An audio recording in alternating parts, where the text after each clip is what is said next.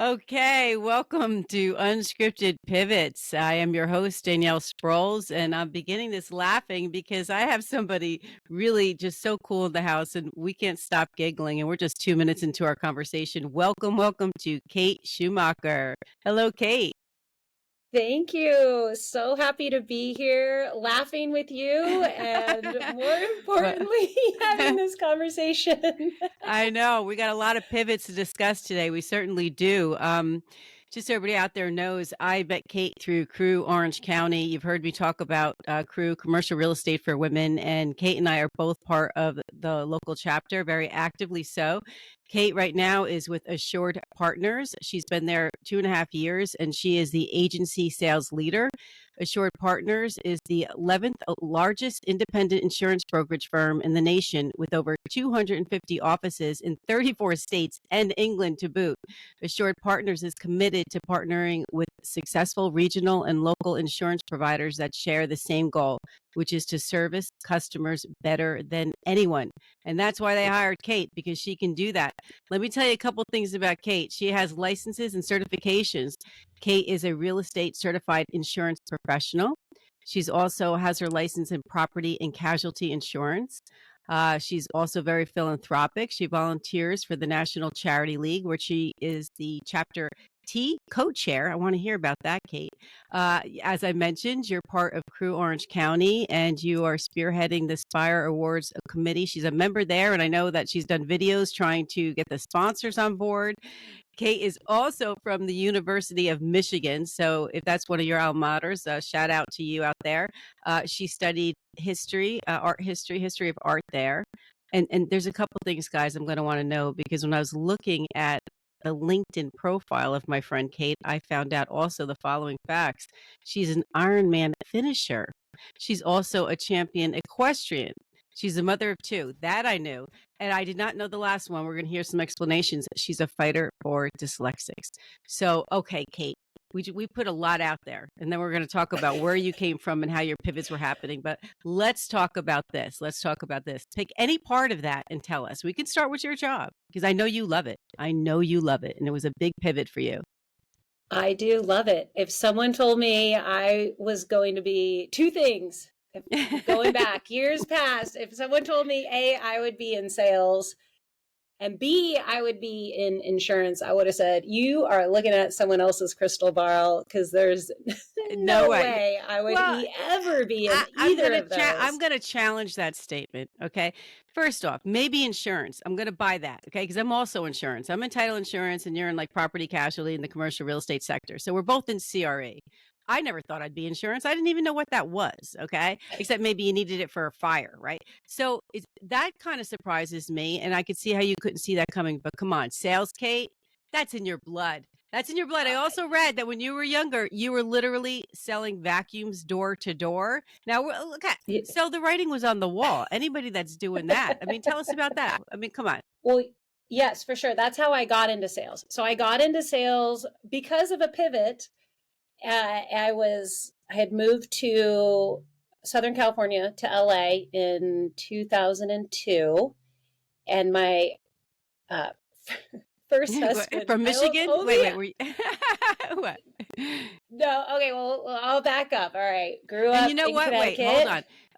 I would like you to share with us, not necessarily the years, but how old you are. Not because we're trying to figure out how old you are now, because that's irrelevant, to tell you the truth. But so I can kind of get a time frame as to where you probably were in life. You know what I mean? So you betcha.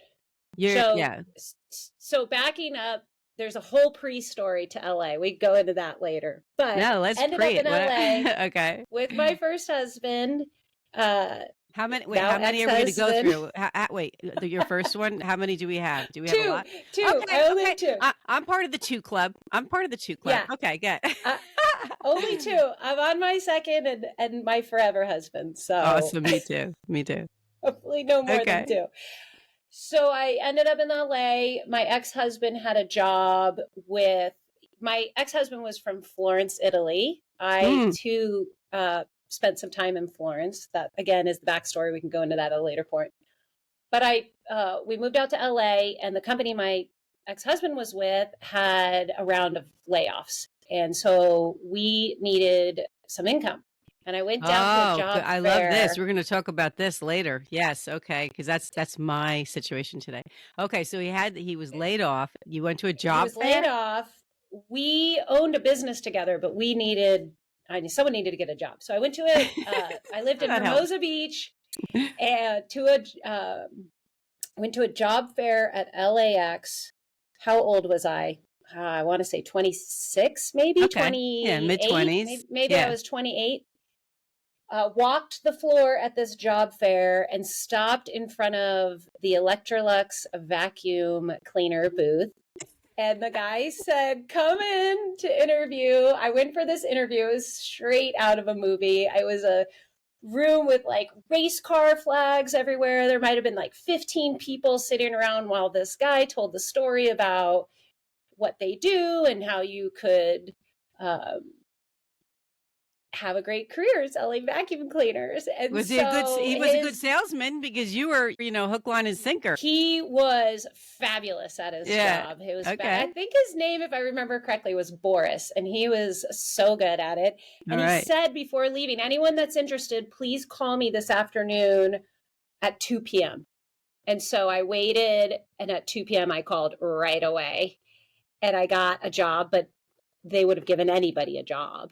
And I went in for the first day, learned about the vacuum cleaners, and then just started going door to door in South Bay, Hermosa Beach, Manhattan Beach, knocking on doors.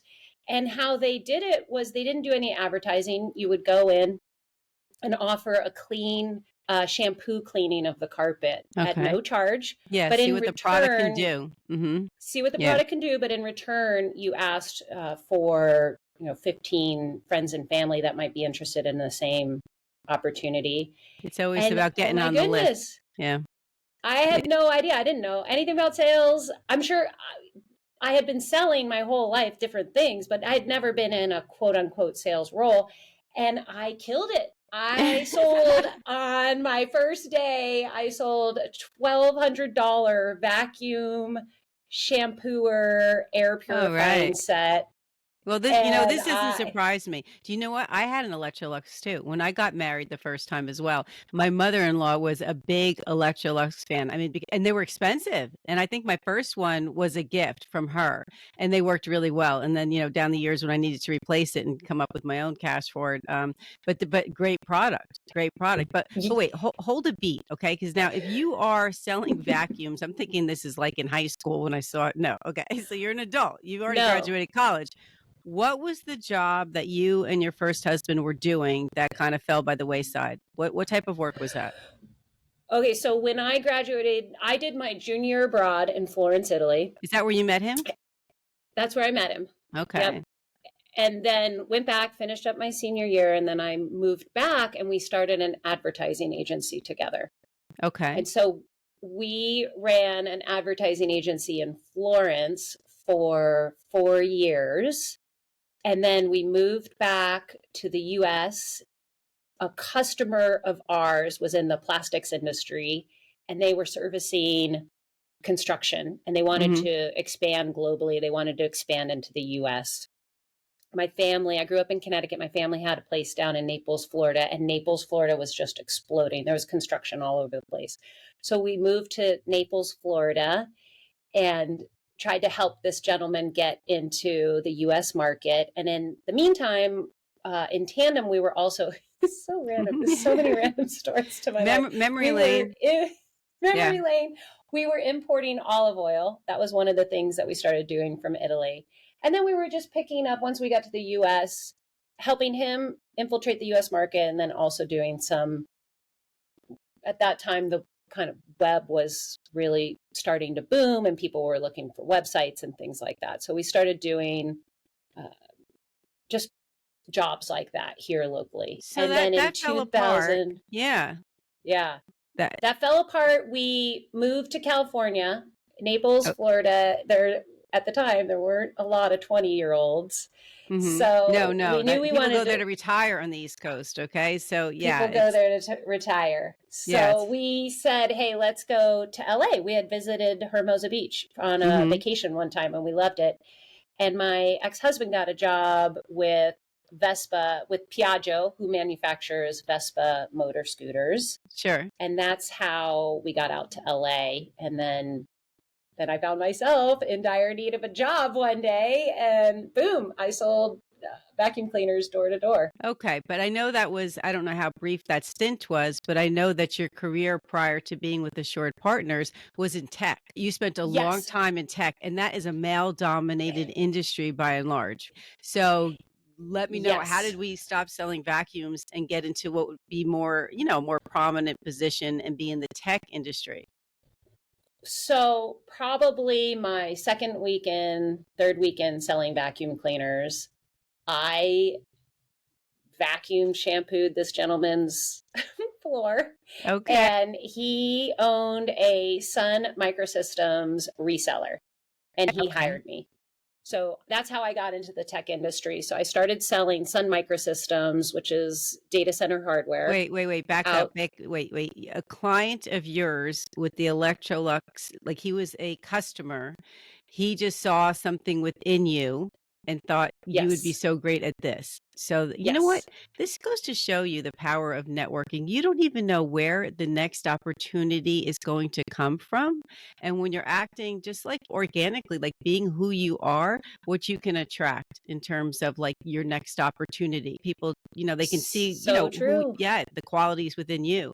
That's fantastic. So you went into Yeah, Sun well, Microsystems. Yeah. it also was selling vacuum. Again, I never would have ever looked to go into sales, and I love sales more than anything else. As far as a career choice, it just fit perfectly, and I never would have done it unless I stumbled into the need to do go find a job and selling that. And And so yet, he you know, hired me, and from there I just kept kind of transitioning escalating. up. And But you know, I'm curious because when you say that you never thought you'd go into sales prior to getting the vacuum position, isn't advertising just by its design really marketing and getting things out there? So even though you may not be promoting yourself, you're curating somebody else's brand so that they can be highlighted and attractive to their clientele. So there's a sales component there. You know, you may just not have felt like you were on the front end of it. I mean, certainly knocking on doors is, you know, now you're the face of your brand. And so that's a little bit more, you know, probably intimidating and forward facing. But I'm not at all surprised that you're in sales. I mean, because that really is just woven into who you are as a personality. And yes. so, yeah, this doesn't surprise me at all. Now, when you were in the tech industry, tell us a little bit about what you were doing because you were in a couple of different companies, but for a long period each time. I mean, like 5 years here, 7 years there. Just highlight that for a second. Sure. So it started with Sun Microsystems, which is data center hardware. Mm-hmm. I was selling to end users, so corporations. I would sell to into their IT group. Then I took a position with a company down here in Orange County. They were in Irvine. They were a data center hardware distributor. So I went from selling into corporations. I moved to the distributor. Now I was selling into resellers, which is where I Mm-hmm. was at the previous job. And it was so fun. It was such an amazing place. Everybody was type A. Again, that was Yeah. straight out of a Okay. movie too. It was Yeah. like a bullpen, all men and me. Sure. I was the only female sales exec, and it was a absolute blast. We had a great time. It was a fast growing company. We moved a lot of gear, so to Mm-hmm. speak, Yeah. and was with them for almost 7.5 years. And then I had an opportunity come up to get into the software business, and I pivoted Mm-hmm. to software. I was part owner of a software group that focused on apparel and footwear manufacturers. And I was with them, oh gosh, I want to say almost 8 years until the end of 2020. where I exited at the end of 2020 and then was playing hooky. Okay. No, wait. Let's pause. We're in 2020. Okay. 2020 is a big year for everybody, okay? Because COVID happened to the universe, okay? It wasn't particular to any one industry, any one state, anyone, anything. So with that pause that we all experienced where nobody knew, like, were we going back to work, or we're going to be doing work, where were our clients? I mean, there was such an upheaval. Is that really when you took a step back, or was there a big layoff? Like for me, they were doing temporary layoffs because it was mandated by the company.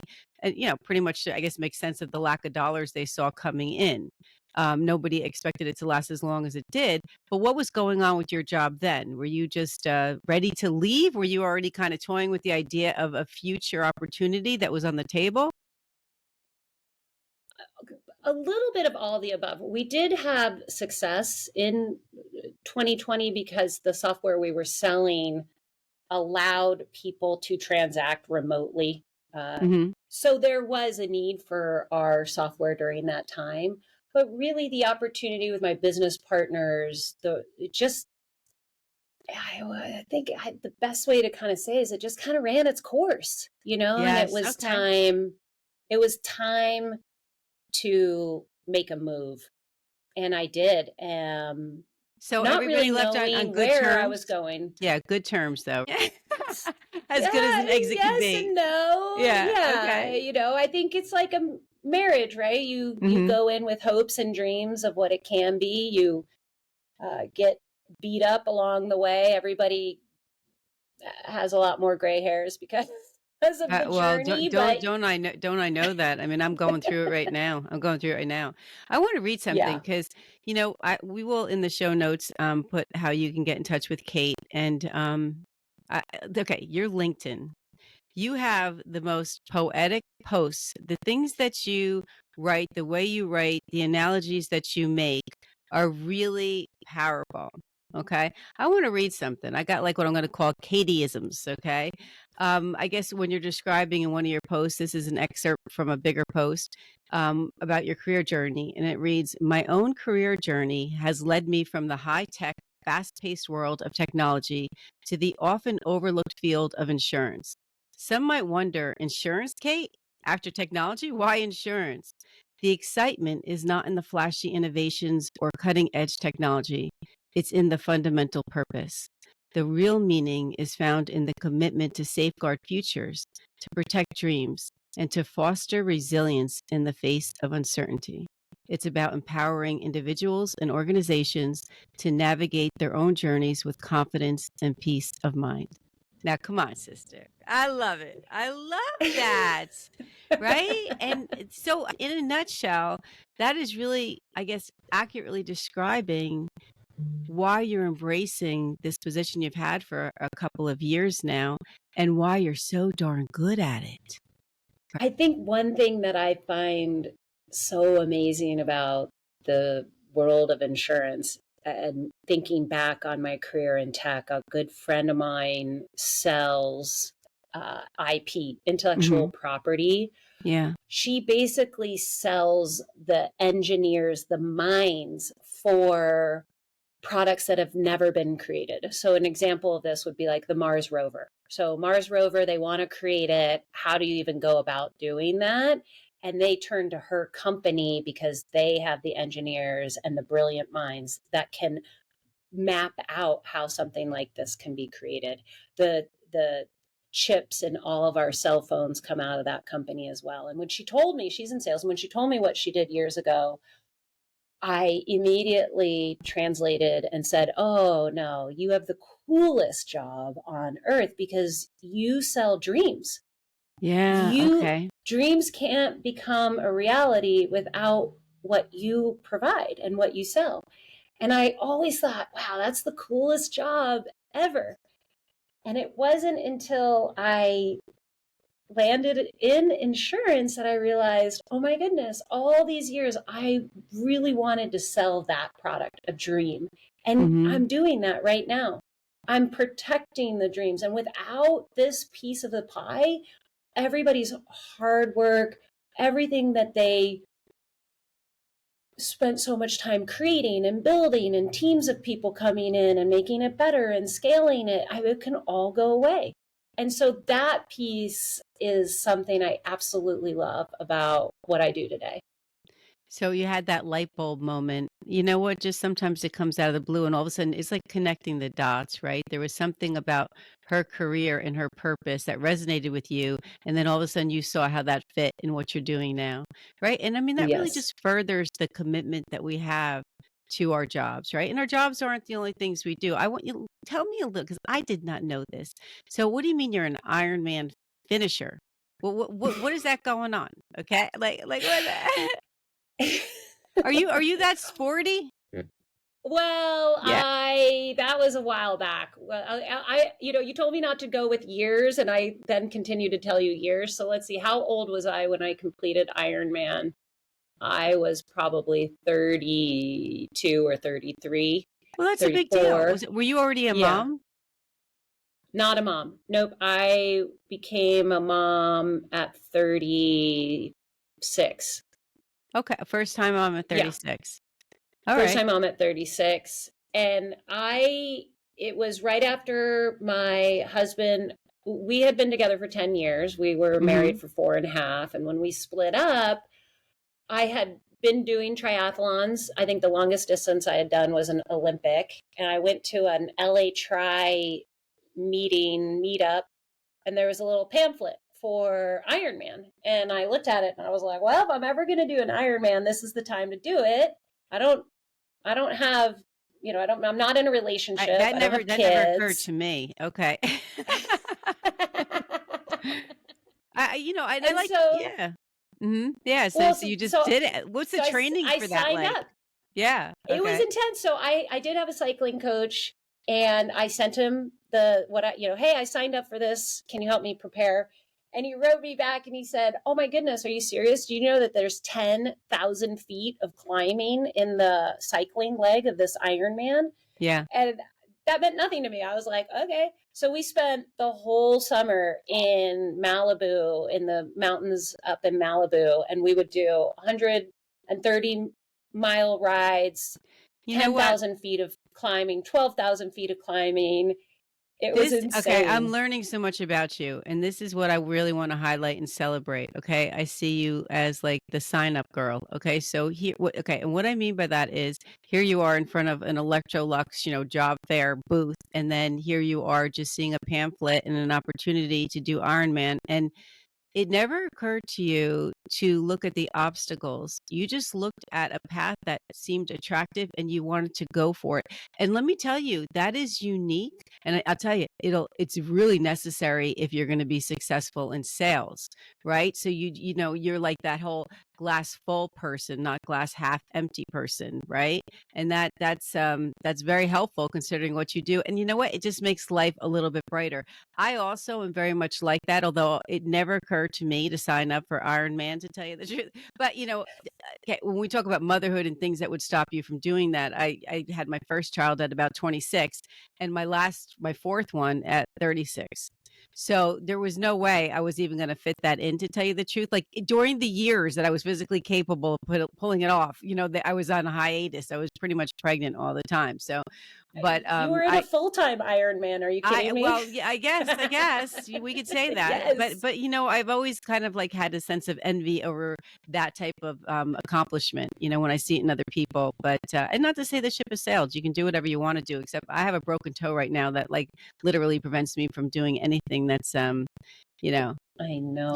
can't Oh, can't can't I can't can't saw can't the e I other can't even day. wear a Poor sneaker thing. yet. So there's that. Okay, but Oh, enough of that. So tell us a little bit too, because I love to dive into like the personal side of career women and the success that they have, like, just behind the door that nobody even sees, right? You're also an equestrian champion. So were you raised like, on horses? What did that look like?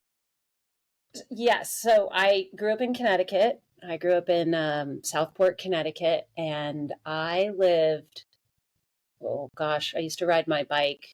So I don't know how far, maybe a mile, 2 miles, 5 miles, I don't know. It Mm-hmm. was close enough for me to ride my bike to one of the most successful equestrian stables in the country. And I grew up riding with a gentleman named Emerson Burr. He was a 70-plus-year-old man. This beautiful country club with this gorgeous polo field. I don't even know. They must have, 50, 60 acres. Acres, huge. Yeah. He would ride around on his red Honda scooter with his 1950s fedora on, and he was a champion maker. He built champions for a living. He was a World War II veteran that came back, went to Wall Street, was on Wall Street for a short period of time and realized this isn't for me, left.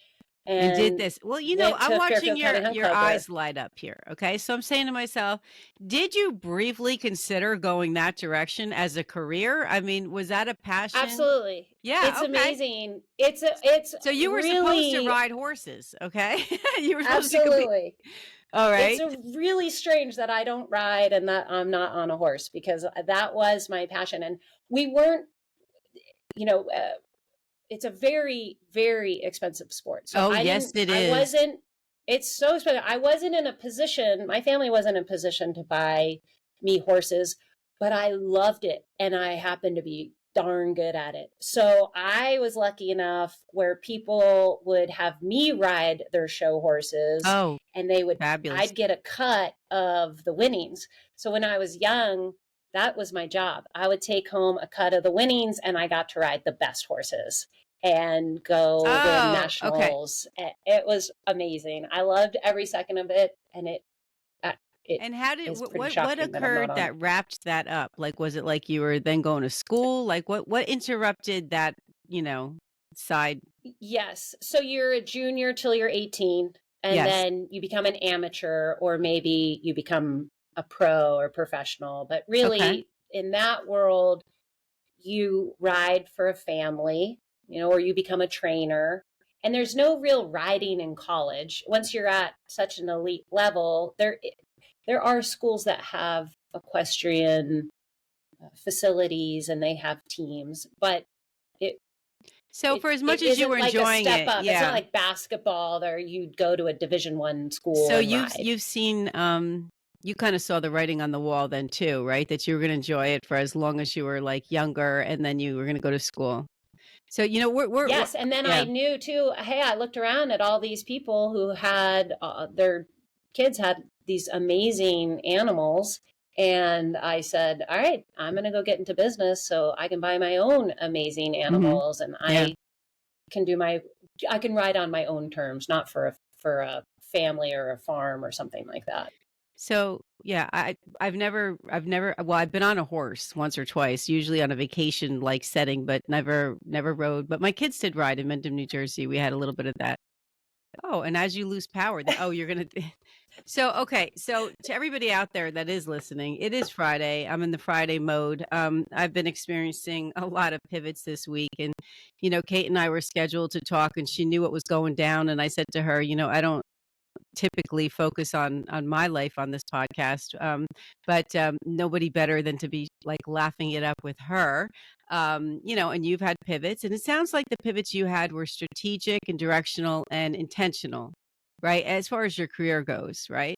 And I would say that to some degree for myself, that would be true. However, as you know, right before we got on was like the last moments of me working for my current company. I'm in commercial title insurance and reporting to New York, even though I live in California. So when Kate and I jumped on to record this episode at 2 p.m. California time, it was 5 in New York. And that was the cutoff time for me to no longer be employed by a company, of which I won't name just because I don't even want to name it, not because I'm not mad at it necessarily, but it is what it is. It's the past. We'll close the door on that. But that pivot was very strange. And so unbeknownst to hundreds and hundreds of us, we were going to be laid off today. And we only just found out like within this week. In fact, the CEO didn't even make an announcement until yesterday, but we heard about it behind closed doors. And so we've been acquired. They have been acquired. I'm no longer with them. They were acquired, and the new owner of the company decided, I guess, that they didn't see all the divisions necessary other than a very, very small one that was aligned with their business model. So everybody has been laid off in the commercial division that I work across this country, anybody in acquisition work. And in one fell swoop, it's like, poof, we're gone. Now, Yeah. I mean, it's uncomfortable for several reasons, right? Because first of all, the disruption, I'm in sales, need to move over clients, find them a home. So I don't have the luxury of even taking a break and saying, you know what, I'm going to take 2 weeks, figure it out. I have a little money in the bank. That really can't exist. And more than that, I'm saying goodbye to a team that I really became, I love them. They're friends, right? You're, Yeah. in the foxhole. Oh, we're going to talk about foxholes in a minute because you mentioned that on LinkedIn. You're doing that. You're in the trenches together, right? So today's Yeah. kind of like not a sad day, but it's just like, it's kind of just, and it wasn't done well. The way they wrapped this up, like just the whole, how they were sold. I mean, the leadership was so incredibly poor. And a lot of us are just questioning, and we're a little bit bitter about it. But, here's the upside because Kate, you're a really great networker and I am too. And, we network in a lot of the same circles. And because of that and because of my experience, I was able to be swooped up immediately. And I didn't shop this at all, actually. It came from a casual conversation. And even though I had some phone calls coming my way and opportunities of what I'm very grateful for, I didn't further explore them beyond the one that I knew felt right. So let's talk about like when our gut matches our brain, like where like your head is telling you yes and your gut is telling you yes. And when you honor that, I wasn't going to like try to see if I get the high, I'm going to be paid well. I mean, there's no, there is that, but I wasn't thinking, oh, can I get more from another company? Should I take these other calls? I had two meaningful conversations and, with this company. And I was just, I had that calling, like this is where you belong. And I knew it. And Yeah. so that was the end of it. That was the end of the search, so I do have a place to land that will be formally announced next week. But very, very Congratulations. excited. So it's really weird. Like, I'm glad it's Friday, TGIF to everybody, right? But, I'm kind of holding court with the emotions of, just I'm a little disgusted by the way my company handled this, not just about me, about everybody. And I'm also elated and grateful that I found a new home and the opportunities that are within that position because the Yeah. feedback is already really, really great. So, talk about unscripted pivots, right? Here I am, Danielle, your host, experiencing a major one. And you know what? It's okay, right? We're going to be resilient about it. And it's just I'm looking forward to what's happening. So, your pivots have seemed they're big, going from tech to commercial real estate and doing insurance, but Yeah. they were deliberate, right? And so that's good. Have you ever experienced what I'm experiencing now, where a company shuts down or otherwise is kind of really secretive about their next move, and then there's a mass layoff?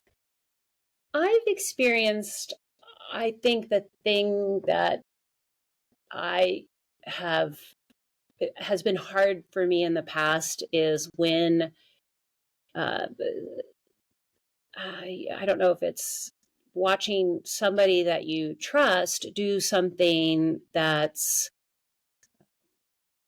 not trustworthy, Yeah, or you have these values and you think you have shared values, and it's always hard to see or experience when something or somebody does something that is out of context or doesn't make sense, and it feels like what you thought you knew about that person yes. isn't true. Mm-hmm. So, I think one thing, as I've made pivots in my career, I've always missed my relationships with my clients. All my clients started from, I didn't know who they were, and I picked up a phone and had a conversation with them, or I met them, and then they're not just clients, but they're also friends. So I do always miss that, and my coworkers and colleagues, like you said, that you're in the trenches with and that you work with all the time. And time does help move you forward and Sure. to the next chapter.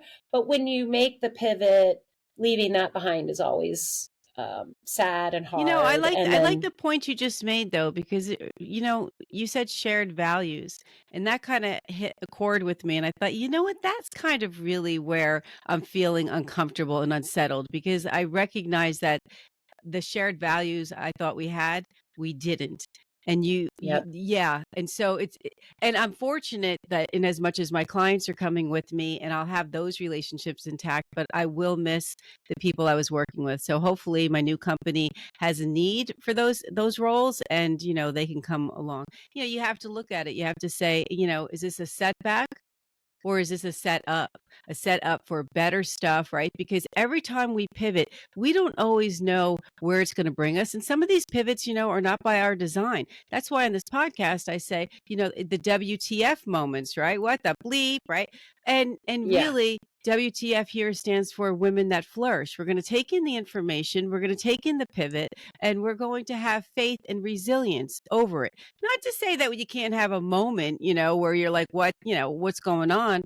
But really, it's about responding and not reacting, right? It's about setting Yes. ourselves up for like the best next move, right? In our Absolutely. professional and personal life, because anything that happens in your professional life impacts your personal life. I mean, right? So true. So true. Financially, emotionally, these things are interwoven, for women, men too, but we're here to talk about the ladies. And I had to think about it and I said, you're going to just do this and respond to this and not react, and you're going to do it in a healthy way. I could have just went to the donut store and got myself 12 donuts and binged on chocolate. I'm not a drinker, as you probably already know, and so I wasn't going to drink myself to death because I don't do that. So Yep. God, yeah. But those things, that's what we call costly coping. And I see it too often where people, to feel better, will do things that will cost them. Costly coping. I didn't come up with that term. I heard it somewhere and I was like, yeah, that's exactly what it is. So this week has been more about, taking some walks in as much as I can with a broken toe, but just doing some healthy things to relax, laughing, watching movies with my husband at night and just saying, yeah, this is happening. And Friday at 2 o'clock, and, Right. just having the conversations around that to get to the next place. But, pivots are going to come whether they are invited or not. Very And it's, true. it's how we respond to them that really makes a difference. Right. Well, and being okay with going through that process of grieving, to use a term, Yeah. even if you don't necessarily feel like you're grieving, but there is a loss, right? So you've had a Yeah. major loss, even though it's the loss that opens the door to something greater and better and more rewarding. And so as you kind of walk through that and leave the past behind into your bright future, it's okay to have those feelings and Yes. to acknowledge It's them. important, right? And You're right. And mhm, grieving sounds like a heavy word, but the truth is, it all goes back to self-awareness. All right. And not living in denial. So having that acceptance, right? We first have to be aware of it. Then we have to accept it. And then we have to choose an action according to it. But that's a process, right? And we have mhm. to go through it, not around it. Anytime you go around it, guess what? It's waiting for you on the other side. It's waiting It's for waiting you. for you. Yes. Yes, absolutely. That's how in hindsight, the Ironman I did, instead of going to a bar and drinking at night and things like that, I was out being physical and doing a Oh, lot, yeah. tremendous amount I was of there. I was there. exercise, but it helped me work through those hours on a bike or those hours in a pool, whatever it may be. It helped me kind of work through, wow, my relationship of 10 years had ended. And I'm Hmm. so thankful for those days where I was training, because that really, even though I I'm happy So that the it so had the ended and was Ironman, ready, yeah. it was I don't it know was that a I knew good that. thing. The training for that was after the first marriage. Okay. Yes. Yeah. Well, see, that's Yes. really important to actually understand, because what a wonderful way for you to channel that transition. And Mhm. because not only did it probably keep you away from overeating, over drinking, and all the things we do, right? You had to be physical. So you stepped up to the plate because, that was what was on the schedule to actually participate and finish that Yeah. Ironman. But through that process, you got to meet Kate. you got to see and test what your endurance was, right? And your Yes. resilience. And these are the things that Yes. when we follow through on and we don't renegotiate our goals, right? And when we Yep. follow through, you can't help but to come out on the other side with more self-esteem, more self-respect, right? And Mm-hmm. it spills into everything else. It spills into Yep. everything else. Like you grew up because of that. Yeah. So how terrific is that? That's fantastic. I love to hear it. And I do feel like a lot of my pivots, well, all of my pivots, they've all been at the right time for the right reasons, putting me into the next forward step or the Hmm. next chapter. That's really important part of the journey. And if I Absolutely. hadn't had pivots, I don't know. The journey wouldn't have been as exciting as it has been. That's for darn sure. All right. So let me ask you one last question. What's on the horizon for you next? I mean, in your professional or personal life, like what's Kate thinking about? What's driving you today? Well, I think one thing, going just to speak about dyslexia, my Yes. son is Okay. dyslexic, Mm-hmm. and we found out he was dyslexic when he was in kindergarten. So learning all about dyslexia is really interesting. And first of all, one of the parents is dyslexic. It's either myself or my husband. And after learning all about dyslexia, I would definitely raise my hand and say, "Oh wow, I must Might be be you. My dyslexic." brother had Yeah, dyslexia, but back then they didn't know it until high school, and that really made a lot of yeah, sense because we're talking he was born in 1960, right? Nobody was, they were just yeah, thinking that he was slow. But yeah. dyslexia, so continue. So what are you doing around Well, that? It's your volunteer work, right? Well, one thing that's so amazing about the dyslexic mind is that Ernst and Young, they did a white paper. I don't know the date. I want to say it was 2021, maybe, Mm-hmm. that they did a white paper around the future of work and the skills required for the future of work as AI and technology pick up a lot of the redundant, repetitive tasks that we all spend so much of our day wasting our day on. And they mapped it to the dyslexic mind, and they said the future of work, the dyslexic mind is the perfect has the perfect skill sets for what's going to be required in the future. And those are things like empathy, the ability to read another person and have empathy, the ability to see big picture things, almost see not the tree, but the forest and Is connect that dots. characteristics particular to people with dyslexia? Yes, yes. And Oh, I didn't know the that. Yeah. British intelligence agency seeks out dyslexics because they have the ability to see things and patterns that others cannot. And to name a few famous dyslexics, Steve Jobs, Richard Branson, Oh, Charles Schwab, Albert Einstein, the list okay. goes up. Really successful Kobe people. Yes. Bryant, extremely brilliant minds. Something like 65% of self-made millionaires are dyslexic. 1 in 5 people, I think I mentioned that.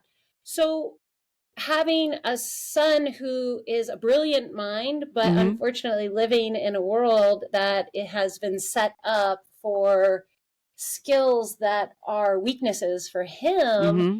is very interesting. And for me, I think I really want to shine a light, and I try to talk about dyslexia a lot, and especially in the workforce. I think we need to focus on each individual strengths and how can we Mm-hmm. surround that person and elevate their strengths and really put them on the path to what they can really achieve instead of sitting there beating them down because maybe the things that they're not great at or the challenges they have Yeah. are going to set them back or hold them back. So it's like, hey, how can we as an organization and how can we in our community really foster all each person's individual strengths Well, you know, and that's draw. such it's so cool because it's things like this that occur into our life that we didn't actually invite in, right? And then they happen, and then how they create that pivot. So now that situation gave you a purpose, but not only just to defend or help your son, but also a beautiful way to learn more about the condition and what the upsides are. Because, you know, otherwise we'd be like, oh, that's somebody who reads backwards or sees numbers backwards, and that's a life of struggle. And now you're highlighting for me some things I didn't know. And I'll end with this. If you're ever doing any fundraiser around that or any kind of, not an Ironman, I'm not down with that. Okay. But when my broken toe heals, right? I'll go on the let's walk the 5 miles, let's raise money, and let's do. My brother was autistic. He has since passed, not over dyslexia, not to be funny, but like he ended up with cancer last year and we lost him really quick. And Oh, that was very sad. But he was sorry. my older brother and he struggled a lot and nobody even knew why. They just thought he was a little slow.